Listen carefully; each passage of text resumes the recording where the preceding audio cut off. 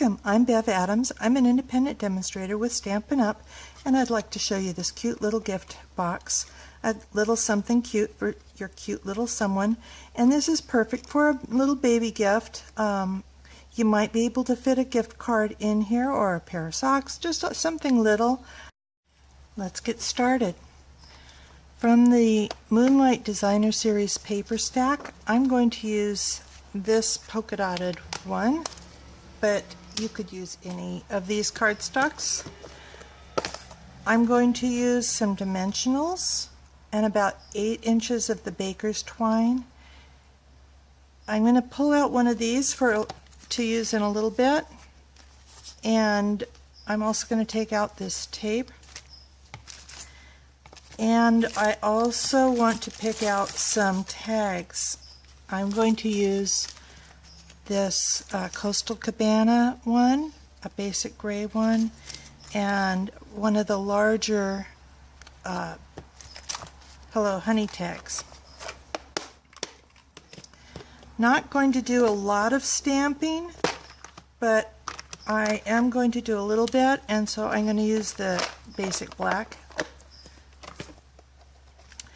From my toolkit, I'm just going to pull out my bone folder. You will need a ruler. Oh, I should pull out my snips too. You'll need your snips, a ruler, and then something to say. I'm going to use a little something cute for your cute little someone, but this little gift box would really work for many other occasions. Then I'm going to use a cardstock, piece of white cardstock that's just a little tiny bit smaller than my Designer Series paper. It's only about 1/8 of an inch smaller each way, but that little difference is important for making our box. So let me put all these supplies aside. You will also need a magazine or maybe your mini catalog. And so I'm going to use my catalog. You will also need something to score with. I have a scoring tool which you can get for, I think they're, just a couple of bucks from Stampin' Up! But if you don't have one of these, you can use a dried up ballpoint pen or maybe a large paper clip. I pulled out this because this edge you could probably use for scoring. It's kind of hard to hold on to. Let me show you how that works. You're going to put the edge of your ruler against the edge of your paper and then score. When we score, we just it's like you're drawing a line, a firm line with a pen, but all we're doing is leaving behind a little crease. We don't want to cut it. So anything that you can use to leave that crease without cutting your paper will work. Maybe you have a smooth butter knife, not one with the rough edges, but a smooth one. Or like I said, this little clip, you could use it.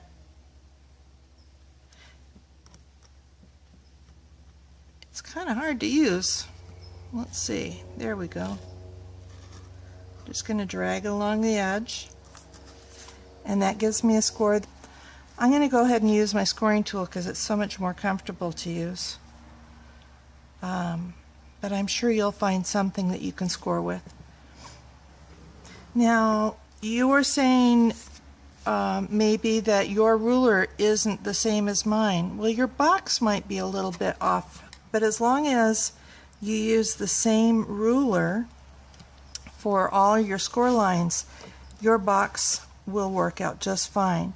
So I've got my 4 score lines, and I'm going to set this aside. And then I'm going to crease these. It's important to crease these nice and firmly. You want a nice crisp crease. And those score lines help you fold a nice straight line.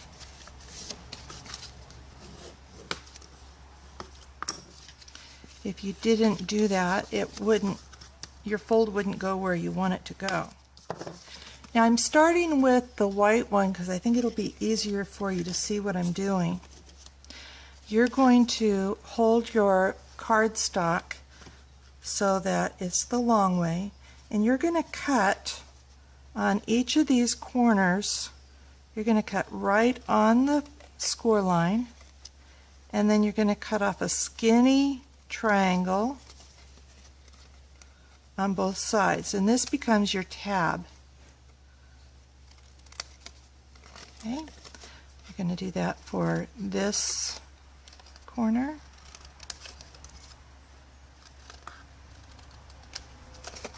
And then you're going to turn it all the way around and cut the opposite sides. Now you can use this same design to make a box any size you want. You just need to measure your object's length and width, and then the height to make this part, and then be sure to make your box top just a little tiny, just like I said, that 1/8 of an inch larger, to account for that thickness of the cardstock, so that your box top will slide over easily. Now you're going to apply adhesive onto these tabs. You can use any strong adhesive. If you use liquid glue, it does need to take a little bit of time to dry, or maybe you have just regular household glue. I know that this one will be strong enough to hold my box together once it dries. You could also use fast fuse or sticky strip. I don't know that I would use snail because it's just not strong enough. Now you're going to put your tab on the inside, and you're going to line up this crease with the edge of that side, and you're going to do that on all 4 corners.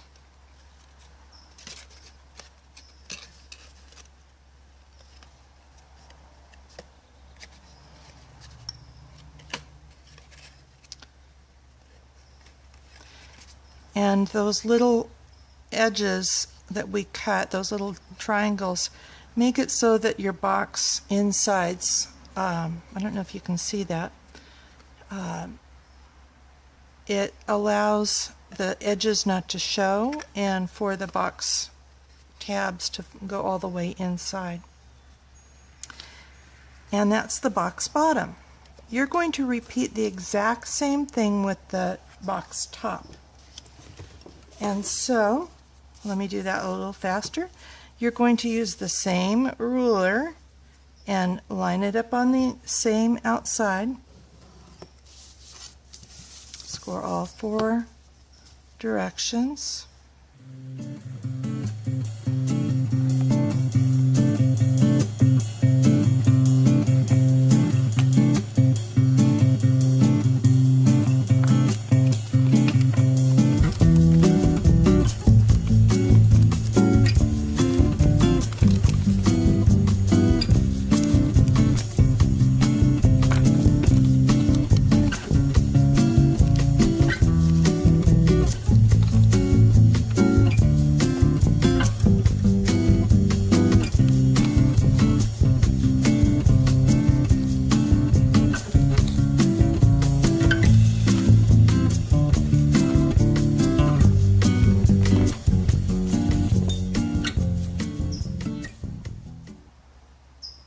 I didn't mention that it's important to have your adhesive right up on the tab, but right up next to that crease,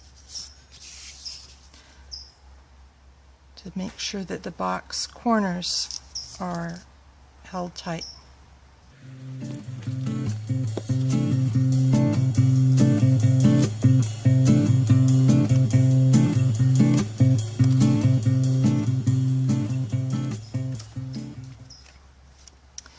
And then because this was a little bit larger, the top fits right on perfectly. Now, I thought it'd be fun to decorate this box top. And so instead of ribbon, I'm going to use the tape. Now, I folded mine so that it would fit into my storage tub.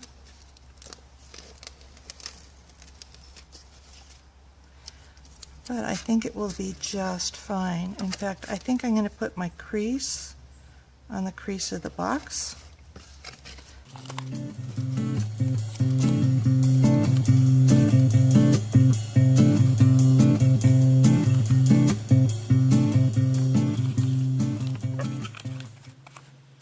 And now my stamping.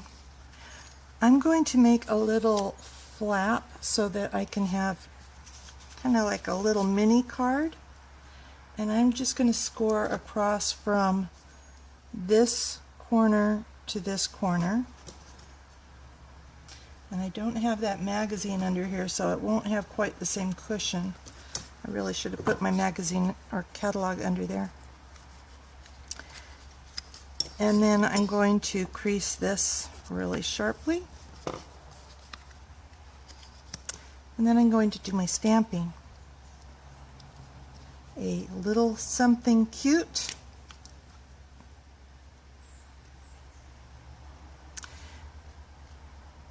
And I'm using the edge of the marker so I don't mess up the tips of my markers.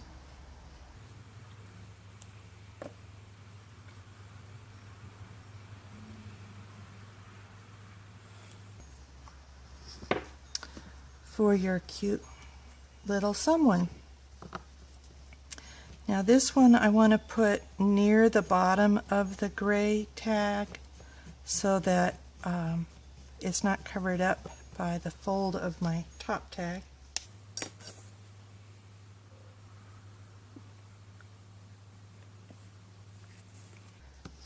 And then I'm going to use a strong adhesive just on this little part here.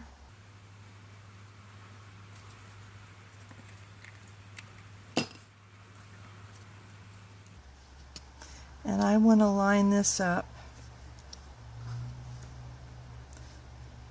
so that it has a little bit of hanging over here. And I'm lining it up pretty much right at that gray line there. A little something cute for your cute little someone. I'm going to set this on this tag with some dimensionals.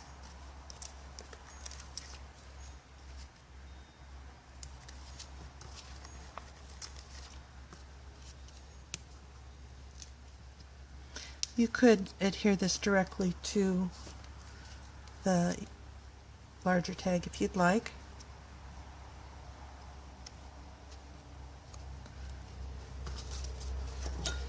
And then about 8 inches of cord, maybe this is a bit longer, fold it, put the fold into your hole top to bottom, reach through the loop, grab your ends, pull it through, and this is called a bird's eye.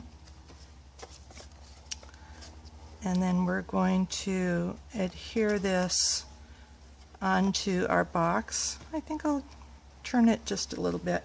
And I'm going to just go ahead and adhere this with Stampin' Dimensionals also.